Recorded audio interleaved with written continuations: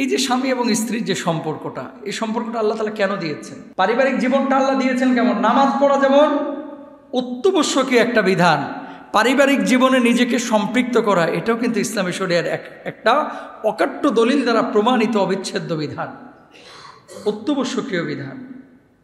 বিয়ে শাদী আপনারা করেন, আমরা করেছি, অনেকে করবেন। উদ্দেশ্য কি? কেন আল্লাহ তাআলা পারিবারিক জীবনটা দিল? পারিবারিক জীবনের মধ্যে একটা শান্তি থাকে, শৃঙ্খলা থাকে, সীমাবদ্ধতা থাকে। পরিবারহীন জীবনের মধ্যে থাকে বিশৃঙ্খলা, উন্মাদনা, যেটার কোনো লিমিট থাকে না। তো বিয়ের উদ্দেশ্য কি শুধুই বাচ্চা জন্ম দেওয়া, নাকি অন্য কোনো উদ্দেশ্য আছে? আল্লাহ সুবহানাহু ওয়া তাআলা পবিত্র কুরআনুল কারীমের সূরা আরাফের 189 নম্বর আয়াতে কি বলছেন আল্লাহ তাআলা একটু খেয়াল করেন। রব্বুল আলামিন বলছেন, হুয়াল্লাযী خلقكم من نفس واحدة وجعل منها زوجها ليسكن إليها فلما تغشاها حملت حملا خفيفا فمرت به فلما أثقلت دعوا الله ربهما لئن آتيتنا صالحا لنكونن من الشاكرين।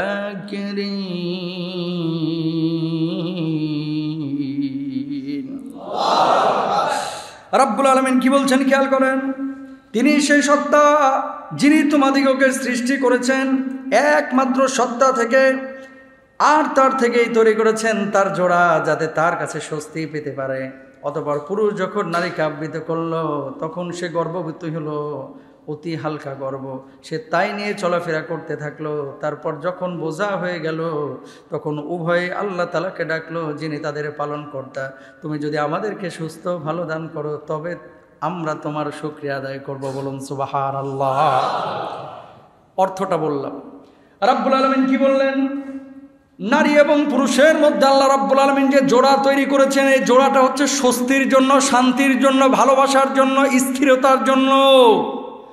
বউ বিয়ে করেছেন, স্ত্রী আপনারা স্বামী হিসেবে গ্রহণ করেছে, সে বউয়ের কাছে গিয়ে যদি শান্তি না পান, স্বস্তি না পান, যদি মারামারি হয়, ঝগড়াই হয়, সেই পরিবারটা স্বস্তির পরিবার হয় না, সেই পরিবারটা আগুনের জাহান্নামের টুকরায় পরিণত হয়।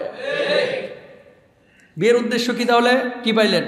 আল্লাহ তাআলা এই সূরা আরাফের এই আয়াতটার মাধ্যমে বলতেছে যে বিয়ের উদ্দেশ্য হচ্ছে যাতে করে একে অপরের কাছে যাইতে পারো, স্বস্তি পাও।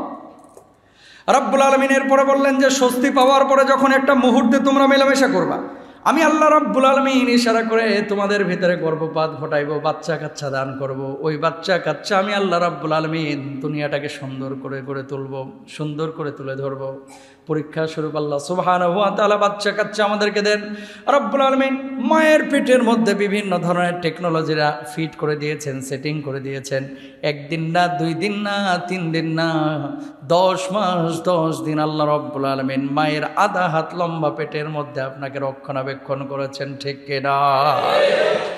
রব্বুল আলামিন কি বলছেন? সুম্মা খালাকনান নুতফাতা আলাকাতান ফাখালাকনাল আলাকাতা মুদগাতান ফাখালাকনাল মুদগাতা ইদামান ফাকাসাউনাল ইদামা লাহমা।